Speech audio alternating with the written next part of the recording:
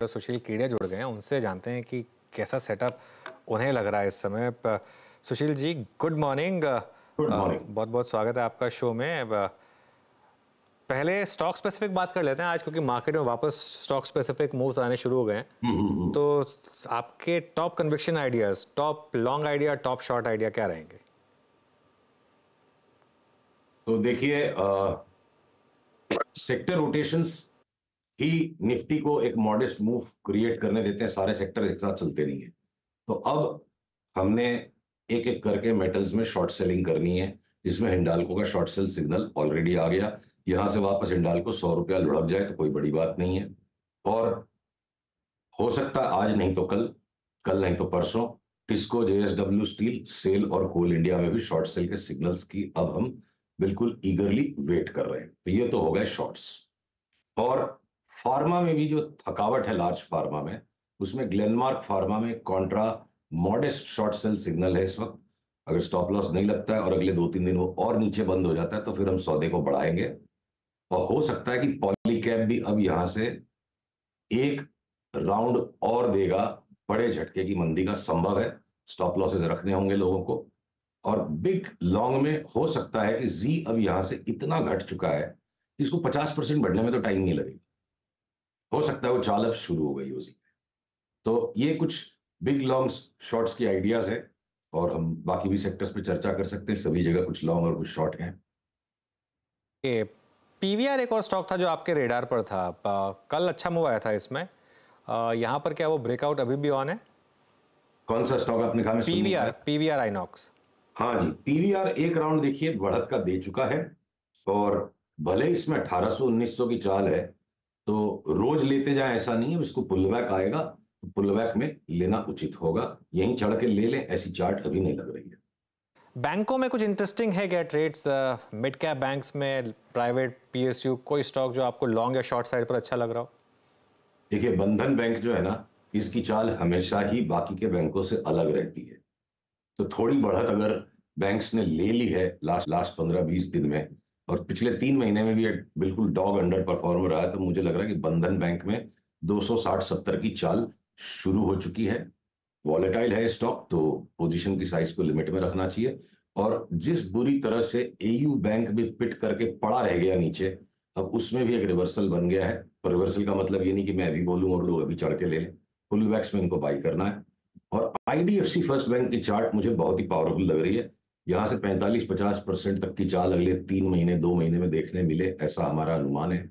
देखिए, बड़ा ब्लॉक कोई बेच रहा है तो घबराहट में लोग यही सोचते हैं क्यों बेच रहा है। ये भी तो सोचो जो ले रहा है वो क्यों ले रहा है। चार्ट मेरे हिसाब से इस वक्त आईडीएफसी बैंक के बड़े ब्लॉक के बायर के फेवर में है, सेलर के फेवर में नहीं है। सेलर गलत भाव पे बेच रहा है, बायर राइट भाव पे ले रहा है। और हम आईडीएफसी फर्स्ट बैंक में लॉन्ग पोजीशंस अपने क्लाइंट्स की बनवा चुके हैं। हम लॉन्ग बैठे हैं इसमें। ओके, आईडीएफसी फर्स्ट बैंक में लॉन्ग। सुशील जी नमस्कार, वीरेंद्र बोल रहा हूँ। नमस्कार। एक बार एक आपने टर्म का इस्तेमाल किया था, शॉर्ट एवरीथिंग, जब बाजार का थोड़ा सा नाजुक फेज था। बट अदानी ग्रुप के स्टॉक्स को शॉर्ट मत कीजिएगा। उस वक्त हमारी अदानी पोर्ट्स से बात हुई थी। अब 1408 all time high Adani ports पे लग गया है। अब सेंस क्या बन रहा है इस स्मार्ट प्राइस परफॉर्मर पे आपका 1408 पर? देखिए, अगर पीसीआर ये चार्ट अडानी पोर्ट की दिखा पा रहा है जो मेरे स्क्रीन पर है, तो भले ही अब अडानी पोर्ट्स ने एक और नया हाई बनाया है, तो अगर बाजार का राजा भाव है तो बाजार की रानी मोमेंटम है। मोमेंटम को चाहे आप आरएसआई से मेजर कीजिए, मैगडी से कीजिए, आरओसी से कीजिए, जिस किसी चीज से आप करो, मोमेंटम अगर रानी अगर राजा का साथ नहीं दे रही है तो राजा बहुत दूर तक नहीं जा पाएगा, उसको लौट के जाना ही पड़ेगा। तो अब अडानी पोर्ट्स हमारी नेवर शॉर्ट की लिस्ट से निकल के time to time we will play shorts की लिस्ट पे आ गया है। आज, कल, ज्यादा से ज्यादा परसों, अब हम इसको शॉर्ट सेल करने की तैयारी में है। जो कि ये 1400 का मुझे लगता है एक झटके में सीधे सीधे 1100 तक गिर जाएगा तो कोई बड़ी बात नहीं होगी। अभी शॉर्ट सेल सिग्नल नहीं आया है। जब आएगा तब हम अपने सब्सक्राइबर्स को बताएंगे। हो सकता है ट्विटर पे भी पोस्ट करेंगे। ओके, अच्छा, ओएमसीज पर आपका व्यू क्या है? आई मीन, लोअर लेवल 6 अच्छा पुल बैक आया, लेकिन क्रूड की तेजी रोज बरोज, कोई घटनाक्रम, कोई अंतर्राष्ट्रीय, आई थिंक कोई भी जियोपॉलिटिकल टेंशन जो है वो क्रूड को प्रभावित करती है। बट ये मोमेंटम कंटिन्यू करेगा? जो जो जो हमने मार्च सेकंड हाफ में डिप देखा उसको बाजार ने हाथों हाथ ले लिया, पर ये क्या परसिस्ट करेगा? इसको कैरी करना चाहिए अभी? देखिए, पीसीआर से अनुरोध है, उदाहरण के तौर पे एचपीसीएल की चार्ट को दिखाएं। बीपीसीएल और आईओसी में भी करीब करीब इसी प्रकार के पैटर्न्स बन रहे हैं। मैं अनुमान लगा रहा हूं कि शायद ये चार्ट दिख रही होगी, क्योंकि मैं अपने स्क्रीन को देख रहा हूं। तो ये जो आवरली चार्ट एचपीसीएल की है, अभी ये जो रेजिस्टेंस जोन बन गया 483 484 का, इसको क्लियर करते के साथ हमको अगला उछाल 533 34 का दिखता है। और शनय शनय इसको अगर 650 भी चला जाएगा तो हमें आश्चर्य नहीं होगा। अगला मूव हम 533 खेलेंगे। देखिए, क्रूड जो है ना, अपने उच्चतम मतलब अपनी ट्रेडिंग रेंज के हायर लेवल पर है।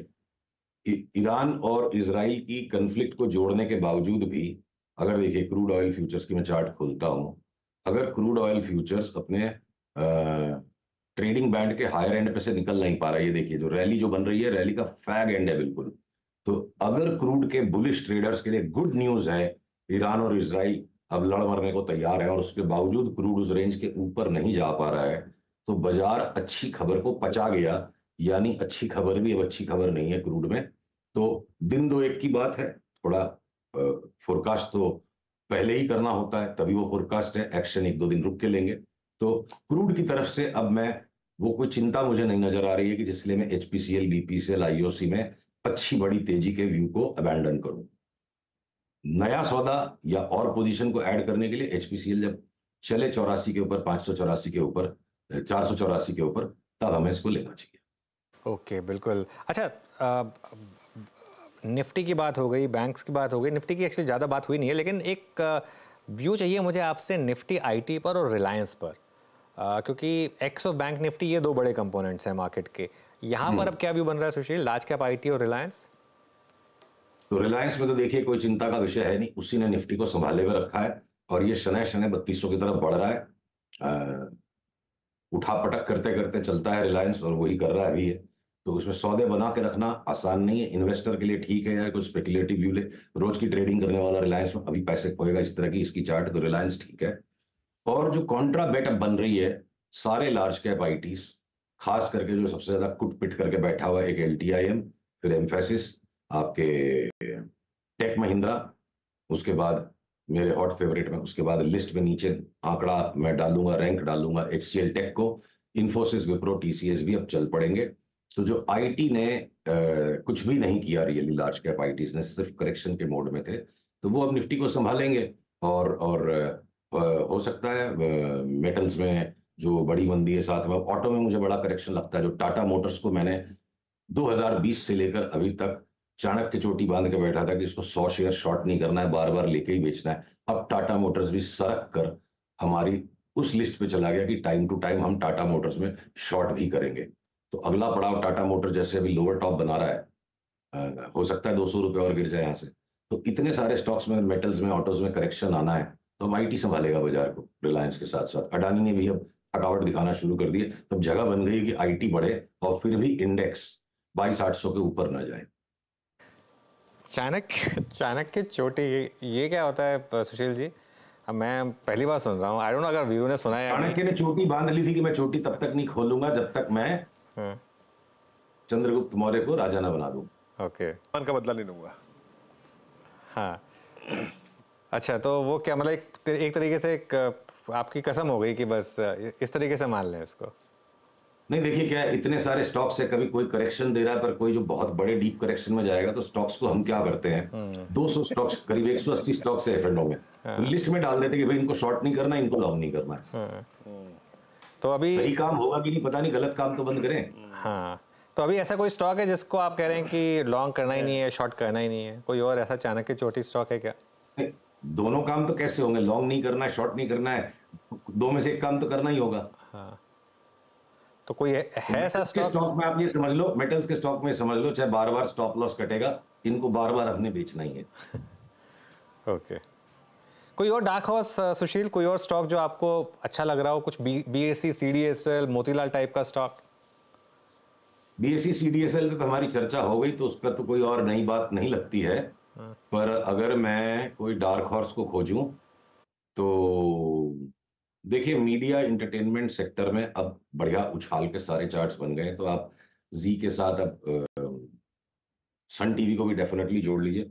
और सारेगामा में हम थोड़े थक गए हैं, पर अब सारेगामा ने जो पाधानीसा लॉन्च किया है कि आप आर्टिफिशियल इंटेलिजेंस से घर बैठे उनके ऐप पे सब्सक्राइब कर अपने वोकल कॉर्ड्स को ट्रेन करके गाना सीख सकते हैं, तो ये ट्रूली इनोवेटिव चीज है। और अगर एक इतने पुराने जमाने की कंपनी हिज मास्टर्स वॉइस आज बिल्कुल कटिंग एज ऑफ टेक्नोलॉजी पे जा रही है, तो जो हमारी medium to long term outlook है जिसका भाव 800-900 होना चाहिए, उसको जस्टिफाई करने के लायक अब कंपनी में हलचलें शुरू हो गई हैं। तो मैं सारेगामा को, चूंकि थिंकिंग ऑन द टोज, त्वरित उत्तर आपको देना है, तो मेरे अस्तबल में जितने घोड़े उसमें मेरे को सारेगामा डार्क हॉर्स लगता है। सारे घोड़ों में सबसे डार्केस्ट सारेगामा। सारेगामा 370 पे सबसे डार्क हॉर्स। सुशील जी, ये मार्च का सेकेंड हाफ दो स्टॉक्स को बिलोंग करता था, Bajaj finance, Bajaj Finserv. B2 में अच्छा मूव आया। ये प्राइस अब आपको क्या कह रहा है? अभी और अपसाइड बाकी है या फिर इसको अवॉइड करेंगे आप? अपनी बात हुई थी इन दोनों ही स्टॉक्स पे, और अगर पीसीआर चार्ट दिखा पा रहा है तो हमारी बात करीब इस स्तर पे 6600 पे हो गई थी कि 7800 तक की रैली बजाज फाइनेंस में आ सकती है, और हो सकता है कि क्या पता 8000 तक भी चली जाए। तो देखिए, ये एक रैली ही है। लॉन्ग टर्म में हम गलत हो सकते हैं, गलत सही का तो व्यापार ही है। लॉन्ग टर्म में जो हमने एक एनालिटिकल व्यू ले लिया कि 10 साल की जो एक तरफा तेजी बजाज फाइनेंस और बजाज फिनसर्व में थी, वो लॉन्ग टर्म साइक्लिकल टॉप जो आ चुका है, उस लॉन्ग टर्म साइक्लिकल टॉप में 8200 का 6400 हो गया, वापस रिटेस्ट कर लेगा 7800 तक। पर अगर आप मुझसे 6 महीने साल भर का व्यू पूछो, तो मुझे कोई संकोच नहीं होगा कि मैं मेंटली रेडी हूं, ये दोनों स्टॉक आधे भी हो सकते हैं। अभी वो भविष्यवाणी नहीं है, जब आएगा फोरकास्ट का टाइम तब करेंगे। तो इस वक्त फिलहाल जो रैली चल रही है, इसका मजा लीजिए जब तक ये है, और थोड़ा और यहां से बढ़त लगती है। अगर अगर निफ्टी को 22,800 880 तक जाना है, तो रिलायंस के और आईटी स्टॉक्स के साथ साथ ये दोनों बजाज ट्विंस भी पूरा सहारा सपोर्ट दे रहे हैं। अभी इनका फिलहाल शॉर्ट टर्म में जो अप ट्रेंड है वो बिल्कुल मजबूत और इंटैक्ट है। पर मैंने दोनों टाइम फ्रेम पे बात इसलिए की कि खाली इतना बोल के निकल जाए बजाज फाइनेंस, बजाज फिनसर्व अच्छे लगते हैं, बहुत ज्यादा पॉपुलर है स्टॉक्स, लोग उसको लॉन्ग टर्म के लिए ले लेंगे, और फिर 3 महीने बाद भला बुरा सुनना पड़ेगा कि आपने फंसा दिया। तो फिलहाल एक शॉर्ट टर्म रैली है, उसका मजा लीजिए, और जब ये खत्म होगी तो वापस शॉर्ट करेंगे। ओके। अच्छा सुशील जी, एक दो स्टॉक्स थे एक ही ग्रुप के एफएमसीजी स्पेस में जो कि हमेशा एक साथ चला करते थे। मैं पिडिलाइट और एशियन पेंट्स की बात कर रहा हूँ। बट बीते एक महीने की प्राइस परफॉर्मेंस ने एक को धरातल पे और एक को आकाश में लाके, अगर आप देखें, खड़ा कर दिया है। बिल्कुल, पिडिलाइट ऑल टाइम हाई पे और एशियन पेंट्स आपका इस दौर की लोएस्ट ट्रैजेक्टरी पे। इसमें से क्या ट्रेडेबल है दोनों में से? आपने बहुत ही बढ़िया प्रश्न पूछा, बहुत ही सटीक सामयिक प्रश्न है ये। पीसीआर से अनुरोध है पिडिलाइट की जो चार्ट में दिखा रहा हूं उसको उसको संप्रेषित किया जाए। तो आपकी हमारी जो बात हुई थी 2560 के ब्रेकआउट पे कि पिडिलाइट तकरीबन 3040-50 चला जाएगा, उसके भी ऊपर चला गया। अब पिडिलाइट की चार्ट तैयार है कि खाओ पियो बेचो और यहां से मुनाफा लेके निकलो। जो हमने 2300 से तेजी करी, फिर यहाँ पे 2430 पे करी, और वापस यहां से 2550 पे, तो अब ये पूरी फल गई। एशियन पेंट्स में तो अब यहां से मुनाफाखोरी का समय आ चुका है। जिनको बिल्कुल ही बारीक काम करना है, आज के भी लो को ये तोड़ देता है, तो प्रॉफिट टेक करके निकल जाइए। उसके बाद 50-100 रुपया बढ़े तो लौट के दोबारा मत आइएगा। और एशियन पेंट्स की चार्ट ने जो करीब करीब धोखा कर दिया है, और वो पड़ी रह गई है नीचे, तो अब ये जो है बिल्कुल तैयार है ये चार्ट ट्रेडर्स के लिए। अभी तक ऊपर का ट्रेंड शुरू नहीं हुआ है, तो जब तक ट्रेंड नहीं हो, ट्रेडर्स थक के गलत टाइम पे स्टॉप लॉसेस कर देंगे, तो इसलिए ट्रेडर्स को भी एंट्री नहीं करनी चाहिए। पर जो कोई बड़े इन्वेस्टर्स हैं या जो इन्वेस्ट करके लंबी अवधि के लिए बैठते हैं, तो मुझे इस चार्ट को देखकर बिल्कुल भी हेजिटेशन नहीं हो रहा कि जो बिना लिवरेज के धीरज का डिलीवरी का सौदा बढ़ाएगा, वो हो सकता है 6 महीने में एशियन पेंट्स को 4200 रुपए में बेचेगा। बड़ा मुनाफा आप समझ लो, इस होली पे एशियन पेंट्स लो, और दिवाली पे घर भी नया रंगाओ पुताओ, और 4200 में एशियन पेंट्स को बेच के मोटा मुनाफा खाओ। एशियन पेंट्स इन्वेस्टर्स का स्टॉक है, ट्रेडर्स का भी टाइम्स में जल्द आएगा। ओके, चलिए सुशील जी, बहुत बहुत शुक्रिया आज हमारे साथ जुड़ने के लिए और ये सारे स्टॉक्स पर बात करने के लिए।